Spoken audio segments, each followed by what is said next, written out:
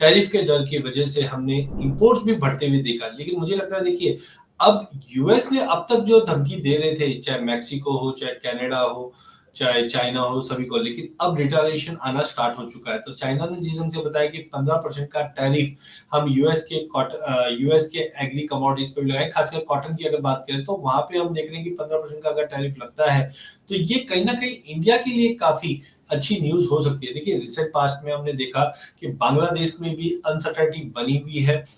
China में भी एक तरह से कोविड के बाद से ही चाइना वन पॉलिसी चल रही है, और अब टैरिफ की वजह से अगर हम देखते हैं तो ये इंडिया के लिए विन विन सिचुएशन है। बिकॉज एक तरफ हम यूएस को और एक्सपोर्ट कर पाएंगे, सेकेंडली चाइना भी डिपेंडेंसी देखेगा कि यूएस के अलावा हम माल कहां से ले सकते हैं, और ये कहीं ना कहीं इंडिया को एक बूस्ट करेगा। तो ओवरऑल मुझे लगता है टेक्सटाइल इंडस्ट्री में इसी के चलते पिछले 15-20 दिनों में हमने इंपोर्ट्स भी बढ़ते हुए देखा है, और ये टैरिफ की वजह से चाइना एंड यूएस दोनों को इंडिया सपोर्ट कर सकता है, तो उसका भाव पे भी तो असर पड़ेगा। लेकिन अब तक की जो